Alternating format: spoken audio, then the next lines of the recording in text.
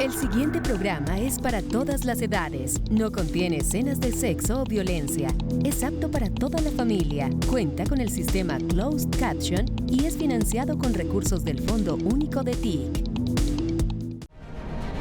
En esta emisión, Bogotá, epicentro del diálogo CELAC-África. Colombia adopta por primera vez una política exterior feminista. Capturado en México, alias El Lobo, uno de los criminales más buscados en Ecuador. Más recursos para atender a familias afectadas por inundaciones. Refuerzan seguridad para candidatos a la presidencia 2026. Y tenemos más en Así Avanza el Cambio.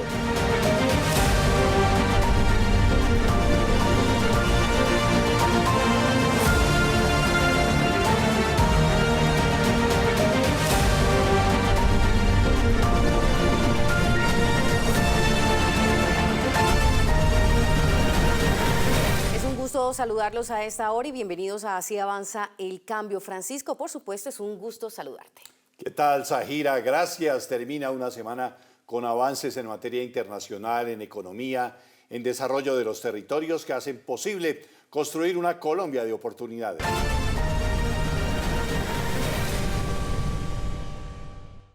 Iniciamos con la noticia más importante de la última semana. Culminó con éxito y con resultados muy positivos la cumbre CELAC-África que se desarrolló en los últimos días en la ciudad de Bogotá, en el Centro de Convenciones Ágora.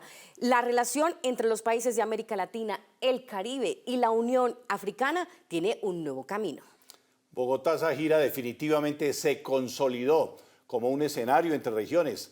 33 países de América Latina, 55 países de África, un encuentro de altísimo nivel. El fortalecimiento de la memoria, la justicia y las reparaciones históricas se consolida como uno de los principales legados de la cumbre CELAC-África Colombia 2026. El foro de alto nivel marcó el inicio de una nueva etapa en las relaciones entre América Latina, el Caribe y África, con una agenda común frente a los desafíos globales. Y entonces, ante esta nueva situación que se nos abre, creo que América Latina, creo que África deben buscar su propia identidad.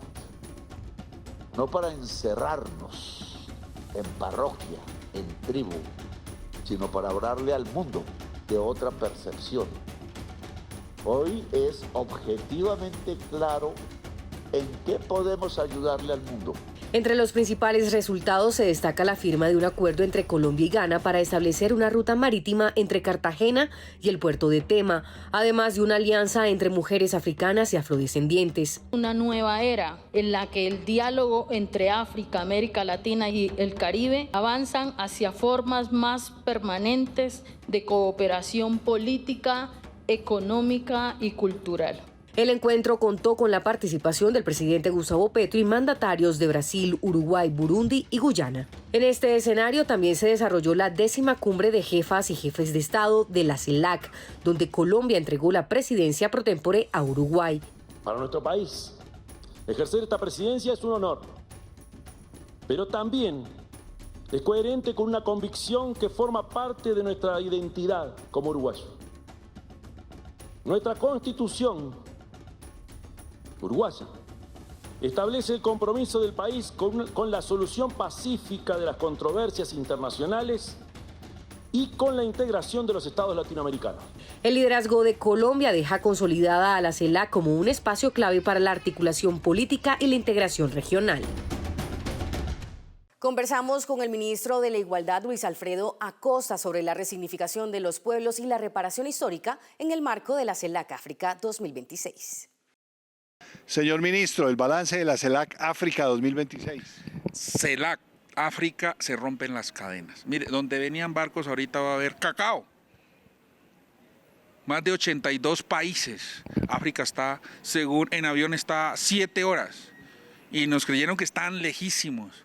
Un intercambio comercial, interétnico, me parece fundamental. Donde participaron no solo en políticas económicas, en políticas de cultura, en políticas de mercantiles, en políticas también de conocer, de cultura, de cómo se juntan los pueblos. Creo que allí se rompieron muchas cadenas que estaban por cuestiones de la educación, hermano. Ahí hemos un balance muy importante con Guardia Cimarrona, con Guardia Campesina, con entendiendo qué es el cuidado, la política de cuidado, qué significa proteger, qué significa cuidar. Lo están haciendo allá, lo estamos haciendo. Nos enlazamos para vivir y para proteger el planeta. Señor ministro, ¿se hicieron negocios o se empezaron a hacer negocios con Se África? hicieron y se comenzaron a empezar a hacer negocios alrededor del cacao. Alrededor del cacao se hicieron muchas relaciones, pueblos, porque eso es lo que quiere el presidente. No, los pueblos que intercambian directamente, sin intermediarios. Yo creo que eso es fundamental en una política del cambio, en una política que es la comunidad la que ordena, es la comunidad la que organiza. En eso estamos, en eso se hizo. Yo creo que aquí van a crear frutos muy importantes en este encuentro entre estos pueblos que, como hemos dicho, quisieron romper el tejido. Estamos retomando nuevamente el tejido. Y mira uno, por ejemplo, la Guardia Indígena, la Guardia Cimarrona, allá en la CELAC. Yo creo que va a haber Guardia Indígena y Guardia Cimarrona allá también, en África. Les gustó mucho. Digo, no armados, se necesita, es un mecanismo de protección colectivo.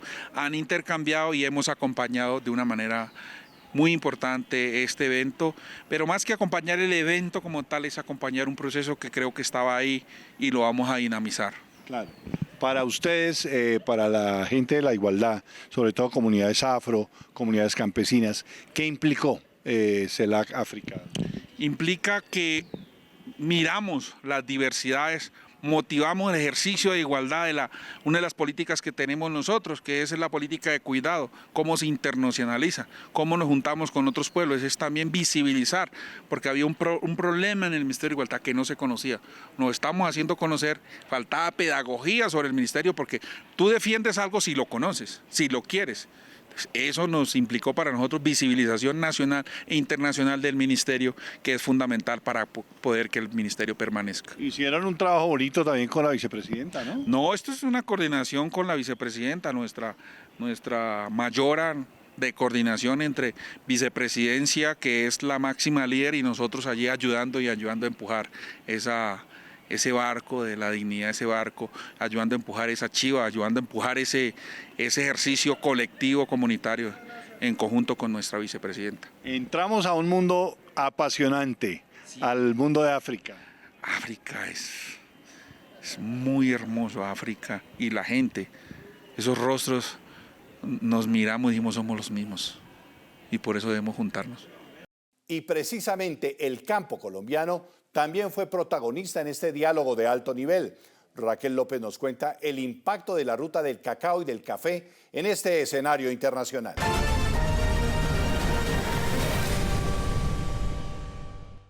La ruta del cacao y el café ha sido protagonista en el marco de la CELAC África. Miles de familias campesinas a nivel nacional se han visto beneficiadas para transformar sus realidades y lo más importante, se están comercializando sus productos sin intermediarios, es decir, directamente del campesino al consumidor. Antes vendíamos, o sea, recolectábamos, lavábamos y vendíamos. Ahora ya contamos, digamos, con el tema de secado. Lo secamos, lo transformamos y a nosotros transformarlo y venderlo molido, pues la ganancia es obviamente es más alta, ¿no? Porque le hacíamos plata, pero digamos a las grandes empresas le damos un valor agregado porque es 100% transformado por mujeres y asimismo vemos en nuestra recolección, o sea, la ganancia que podemos llevar a nuestra casa como tal. En este proceso los campesinos han recibido apoyo por parte del gobierno con herramientas, capacitaciones y sobre todo la posibilidad de asistir a escenarios nacionales e internacionales como la CELAC África para abrir ventanas de comercialización. Nosotros tuvimos la oportunidad de, pues allá en Ibagué se realiza una feria de comercialización que se llama Ibagué Café Festival. Entonces es donde se invitan a personas de diferentes países, departamentos, a que conozcan el café de Ibagué del departamento del Tolima, en donde nosotros podemos darle ese valor agregado y llegar a muchas personas. Entonces eso nos motiva porque la comercialización crece. La ruta del café y el cacao se ha consolidado como una estrategia para que los campesinos se apropien de sus cultivos, se impulse la economía y se garantice la soberanía alimentaria. Y nuestro compañero Daniel Telles entrevistó al artista sudafricano Bugle Banda, quien se destacó por mostrar los sonidos ancestrales con los sonidos actuales. Seguimos con más artistas en la CELAC África 2026. En esta oportunidad estamos con Bugle Véndalo, directamente desde Sudáfrica. Gracias por estar aquí. Estamos realmente muy felices de tener artistas como tú. Podemos hablar sobre tu música, sobre tu mensaje, sobre tus letras y cómo te sientes en Bogotá. Gracias por invitarme. Estoy feliz de ser parte de esta explosión cultural. Bogotá es cálida, no me refiero al clima, me refiero a la gente y el ambiente es maravilloso. Es un honor estar aquí. Muchas gracias. Podemos hablar de tu música, de las letras, del mensaje que sientes también desde la música colombiana. Yo siento que mi música es el latido de la nación, el ritmo de la nación. Canto mucho sobre la injusticia en mi país. También hago música sobre la espiritualidad, sobre cómo comprender nuestro ser superior como personas negras. Canto sobre la infancia, sobre los derechos humanos. Me apasiona mucho las historias de las mujeres en mi país e intento visibilizarlas a través de la sanación por medio de mi música. ¿Cuánto tiempo llevas trabajando con la música y encontrando el mensaje perfecto para el mundo? Dios mío, siento que tengo mucha trayectoria. Empecé en la industria musical a los 22 años y ahora tengo 38. A lo largo de mi carrera intento que las personas se sientan bien consigo mismas. Y si no se sienten bien, trato de elevarlas a un nivel en el que puedan conectarse consigo mismas. Entonces es un camino hacia un amor propio más elevado. Thank you very much. Ella es Bugle Beko, como oían, es un mensaje también que tiene que ver con la injusticia y con lo que ha vivido también a lo largo de su historia. Seguimos con más artistas en este foro de alto nivel CELAC África 2026. Seguimos con el dato económico. Continúan los buenos indicadores. El DANE reveló que la economía colombiana creció un 1,5% en enero de 2026 frente al mismo periodo del año anterior. El presidente Gustavo Petro destacó que este resultado refleja avances en el crecimiento económico y, por supuesto, en la equidad social. La economía colombiana arrancó el 2026 con señales positivas. Según el DANE, en enero el país creció un 1,5%, lo que significa que la economía se está moviendo más que hace un año. Este comportamiento se refleja en sectores que hacen parte del día a día, como el comercio, el transporte, los servicios y el turismo, donde se registra mayor actividad.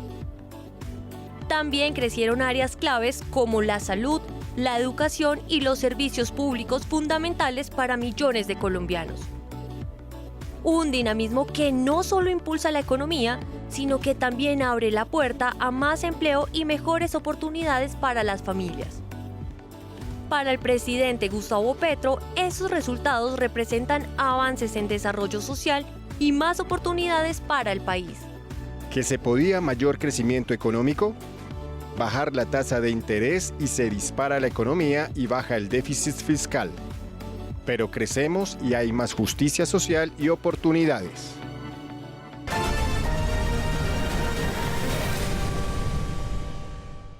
Una Cancillería de mujeres. Colombia fortalece su presencia internacional con la adopción de una política exterior feminista que pone en el centro la vida y el papel de las mujeres. Es una apuesta que transforma la manera en cómo se relaciona el país con el mundo y marca su nuevo rumbo en la diplomacia. Colombia da un paso histórico en su diplomacia. El presidente Gustavo Petro firmó el decreto que adopta la política exterior feminista, una estrategia con la que el país busca poner en el centro de su acción internacional la igualdad de género, los derechos de las mujeres y la defensa de la vida. Colombia apuesta a un diálogo entre civilizaciones y la civilización actual en la diversidad humana cada vez reconoce más el poder de la mujer y es a la mujer en multitud la que tiene que jalonar una lucha que es de toda la humanidad, una lucha por la vida. Dijimos, el centro de la tarea diplomática de Colombia es la vida, porque es la potencia mundial de la vida. La iniciativa establece que la Cancillería, las embajadas y los consulados del país integren este enfoque en la cooperación internacional, en las relaciones diplomáticas y en los escenarios multilaterales, promoviendo mayor participación de las mujeres en la toma de decisiones y en la construcción de paz. Entonces, plantearse una diplomacia feminista es plantearse otro mundo, no un simple porcentaje de cuántos cargos hay de embajadores, etcétera. Tenemos una carrera diplomática que era regoda, blanca, antichina, antiárabe, antihumanidad, arrodillada. Y hoy empieza, será un proceso, indudablemente, una manera de relacionarnos con el mundo más independiente. Con esta política, el gobierno busca que la diplomacia colombiana contribuya a cerrar brechas de género, combatir las violencias contra las mujeres y fortalecer la igualdad en el ámbito global, alineando la acción exterior del país con el Plan Nacional de Desarrollo Colombia, Potencia Mundial de la Vida.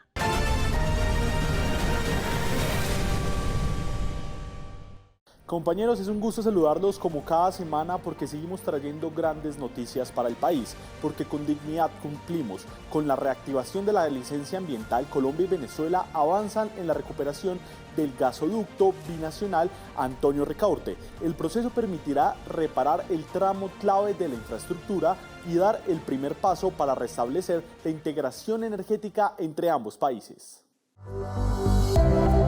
Con la reactivación de la licencia ambiental otorgada por la Agencia Nacional de Licencias Ambientales para el gasoducto binacional Antonio Ricaurte, Colombia y Venezuela dieron el primer paso en la hoja de ruta que permitirá la reparación de 5 kilómetros de tubería vital para la integración energética de las dos naciones. La licencia ambiental permanecía interrumpida desde 2019 y su reactivación es requisito indispensable para comenzar las obras de reparación de 5 kilómetros de la infraestructura del lado colombiano. En pocos meses, como sé que va a ser en pocos meses, podamos también exportar el gas metano por tubería. Que sea el gasoducto Ricaurte que nuevamente tenga vida para interconectar gasíferamente a Venezuela y a Colombia. El gasoducto tiene capacidad para transportar 500 millones de pies cúbicos de gas cada día. Y es el primer paso por el puente Simón Bolívar de cisternas de GLP, de gas butano que va para Colombia. Colombia continúa avanzando en la regularización de migrantes venezolanos, con la implementación de nuevos mecanismos que facilitan el acceso a servicios y la integración en el país. Las autoridades destacan avances en la entrega de documentación y atención a población vulnerable, especialmente en niños, niñas y adolescentes. Este país, podemos decir que es el líder internacional en regularización de la población migrante venezolana. En los últimos, el año pasado a finales, se salió el PEP Tutor. El PEP Tutor es un documento que permite a los cuidadores de niños, niñas y adolescentes que no están regularizados obtener ese documento que les permite a estos niños ingresar a toda la oferta institucional que da Colombia. Asimismo, con los demás documentos que ellos necesitan, salvoconductos de ser necesario, las cédulas de extranjería, hemos avanzado también con la imprenta nacional para esa entrega de documentos. Mañana vamos a hacer una entrega de PEP Tutor acá en Cúcuta, así que seguimos avanzando en temas de regularización. El gobierno nacional impulsa en Zipaquirá la nueva cultura de movilidad que integra peatones, ciclistas y transporte público, con el futuro Regiotram del Norte para avanzar hacia sistemas más seguros, sostenibles y articulado con el centro de la sabana por una Colombia de oportunidades. El gobierno nacional impulsa en Zipaquirá una nueva cultura de movilidad que integra peatones, ciclistas y transporte público en el futuro Regiotram del Norte. La iniciativa busca promover el respeto entre los actores viales y preparar al territorio para un sistema más seguro, sostenible y articulado en la Sabana Centro. Este proceso hace parte de la apuesta por fortalecer la movilidad regional y conectar de manera eficiente a los municipios con Bogotá a través del sistema Férreos Modernos.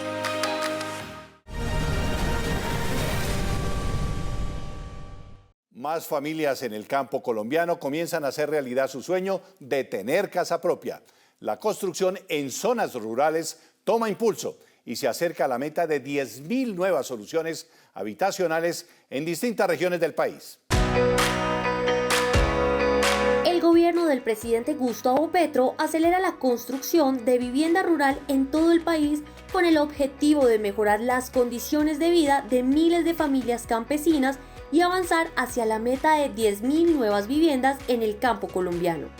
Desde el ministerio hicimos un trabajo muy importante en poder diseñar proyectos tipo rurales. Entonces ya tenemos, es decir, los municipios no tienen que matarse la cabeza con la ficha MGA, que se la apruebe el sistema general del regalía. Ya todo el trabajo está hecho y es tener la voluntad política de presentarse a la convocatoria para poder aspirar a, en sus municipios, poder disminuir el déficit de vivienda rural. Los proyectos se desarrollan en distintos departamentos mediante programas de vivienda nueva y mejoramientos habitacionales dirigidos especialmente a hogares campesinos, comunidades vulnerables y familias que históricamente han vivido en condiciones precarias en el campo. Debemos proponernos que la gente se quede en el campo. Y para que se quede en el campo, como hablábamos también, una de las anclas más importantes es contar con una vivienda. Y que hablemos que la vivienda sea un medio, no un resultado.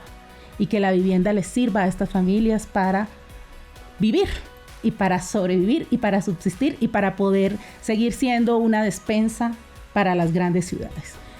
A la fecha, se han asignado 6.547 subsidios de vivienda rural nueva, lo que permite reducir el déficit de vivienda en el campo colombiano, garantizando vivienda digna para familias rurales. Y Colombia alcanza un hito en seguridad alimentaria. Ya son más de 197.000 hectáreas declaradas como áreas de protección para la producción de alimentos, un avance en la reforma agraria.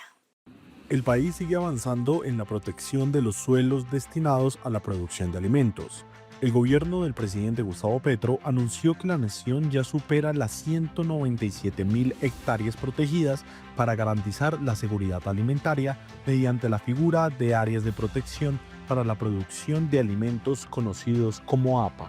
Hemos venido declarando 197.000 hectáreas de suelos que hoy son protegidos para la producción de alimentos, donde los cambios de uso del suelo, ministra Elga, no podrían afectarlos, donde no podríamos hacer expansión urbana, donde podríamos tener actividades compatibles con la actividad agrícola, todas aquellas que no remuevan la capa orgánica.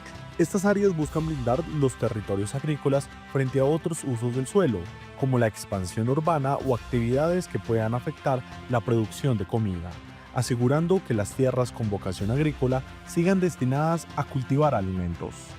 Trabajamos en Jericó, en Andes, en Jardín Antioquia, donde la gente que produce café, que tiene su ganado, que tiene flores, nos pide que protejamos el suelo, porque si no tienen ese suelo, no tienen futuro en su actividad agropecuaria.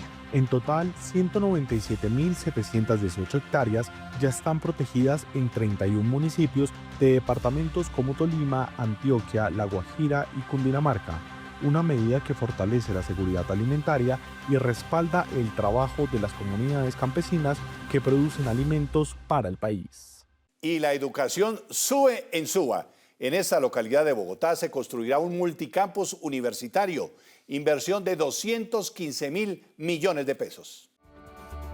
Luego de un proceso de concertación con la administración de Bogotá, el Gobierno Nacional, a través del Ministerio de Educación, logró que se cedieran los terrenos para la construcción del multicampus de Suba, una promesa del presidente Gustavo Petro para garantizar el acceso a la educación superior gratuita de la población de esta localidad capitalina.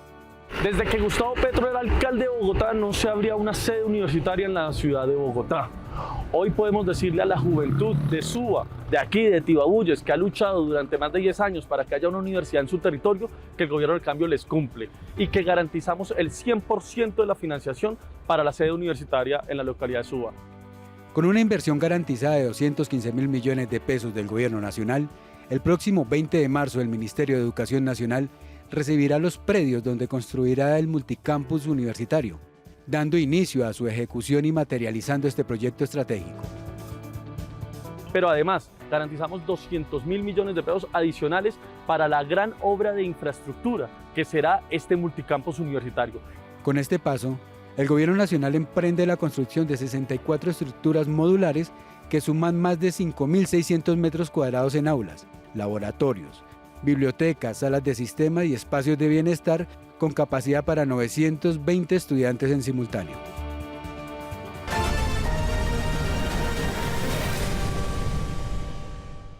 Y la solidaridad es con hechos. Para atender a más de 129.000 familias afectadas por las inundaciones, se aprobó la adición del presupuesto general de 2026 por cerca de 8,6 billones de pesos. En el marco de la emergencia económica, social y ecológica, el gobierno del presidente Gustavo Petro aprobó una adición al presupuesto general de la Nación de 2026 por 8.682.000 millones de pesos a través del decreto 0241 del 12 de marzo pasado. De estos recursos, 6.34 billones se canalizarán a través del Fondo Nacional de Gestión del Riesgo de Desastres para mitigar los efectos del Frente Frío que afectó a 8 departamentos del Caribe colombiano. Se trata de una medida extraordinaria, dado que el Frente Frío es considerado un fenómeno natural imposible de prever. Por tanto, se requieren instrumentos de emergencia para atender a más de 129.000 familias afectadas por las inundaciones. Pero esos recursos serán dispersados en coordinación con el Ministerio de Agricultura, de Educación, de Transporte, de Vivienda, de Minas y Energías y con los demás sectores que ejecutarán esos recursos. El Fondo Nacional de Gestión del Riesgo canalizará los siguientes recursos. Otros sectores como salud, defensa, interior, hacienda, prosperidad social y bienestar familiar recibirán en conjunto 2.33 billones.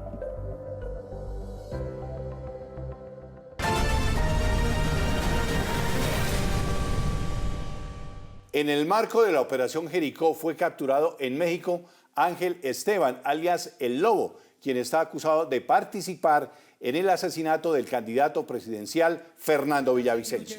La captura con fines de extradición se logró en una operación conjunta entre autoridades de Colombia y México, representando un golpe importante contra el crimen organizado transnacional. Lupa las noticias falsas con Celso Teté Crespo. La primera, miente el alcalde de Medellín, Federico Gutiérrez, cuando dice que el gobierno Petro no ha hecho nada por Antioquia.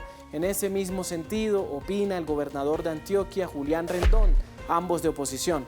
Aclaremos, solo en educación, el gobierno del cambio ha destinado 8 billones de pesos para la educación del departamento de Antioquia, 5.4 billones para preescolar básica y media y 2.9 billones de pesos para educación superior pública y gratuita. Porque así es, hoy gracias al gobierno nacional, más jóvenes estudian gratis y sin tener que endeudarse en todo el país. La segunda, en la W Radio, el señor Alberto Casas dijo que el gobierno Petro, comillas, está quebrando a propósito a las EPS o dejándolas morir, no pagando la UPC para crear, según él, un seguro social con la nueva EPS. Eso es falso.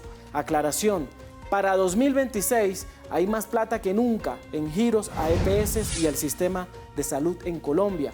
El propio Ministerio de Salud proyectó que en el año 2026 la ADRES girará alrededor de 101 billones de pesos al sistema de salud, que son las EPS, las IPS, los proveedores. Ese es uno de los montos más altos en la historia del sistema. Es incompatible entonces con la idea de no pagar o dejar morir a las EPS. Y la tercera, Noticias Caracol publicó el siguiente titular, comillas, sin mayores detalles el presidente Gustavo Petro ordenó la liquidación de las EPS que estén en quiebra. Es una noticia cuanto menos cargada de manipulación y desinformación. Aclaremos, ese titular de Noticias Caracol está cargado de sesgo, porque omite el contexto clave y sugiere una decisión arbitraria del gobierno Petro, como si fuera arbitraria, lo cual no lo es, no es cierto. Las EPS ya están quebradas, no es una decisión política ni unilateral del gobierno. La crisis no la creó el gobierno actual. La deuda acumulada del sistema de salud es de 50 billones de pesos. Deudas de EPS, ejemplo, nueva EPS que tiene deudas de más de 21 billones de pesos. Problemas estructurales del sistema de salud que vienen desde hace décadas, desde la Ley 100 de Uribe y Gaviria. Como dijo el presidente Petro, no las quebramos nosotros, les dimos más dinero que nunca.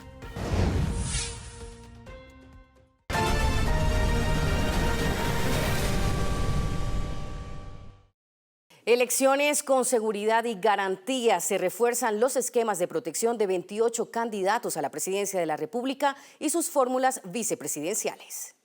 El ministro del Interior, Armando Benedetti, encabezó el Comité de Coordinación y Recomendación de Medidas de Protección en el proceso electoral, donde anunció que el gobierno garantiza la seguridad de 14 candidatos a la presidencia con sus respectivas fórmulas vicepresidenciales. Este es un comité que se hace para analizar la situación de seguridad de los candidatos a la presidencia de la República. Quiero recordar que el CORPES es solamente para los candidatos a la presidencia. Quien no sea candidato a la presidencia no es evaluado aquí. Son 14 candidatos a la presidencia con sus fórmulas vicepresidenciales, o sea que se tomaron medidas para 28 personas. El titular de la cartera se refirió en qué consisten las medidas de seguridad para los aspirantes a la primera magistratura del Estado. Todo lo que tenga que ver con vehículo blindado, con personal de la UNP, de la policía, chalecos blindados, armamento, etc. Finalmente, aclaró que las medidas de seguridad para los candidatos se toman de forma individual y no estandarizada como algunos aspirantes piensan. Las medidas no se hacen de acuerdo porque usted sea candidato, se le da un número de escoltas o un número de carros. Se dan de acuerdo al riesgo que tenga la persona. Con base en eso es que se hacen los estudios de seguridad. Y llegamos al final de esta emisión de Así Avanza el Cambio. Gracias por acompañarnos. Así se construye un país de oportunidades. Nos seguimos viendo aquí por el canal institucional y las redes sociales de Presidencia. Nos vemos. Hasta pronto. Hasta pronto.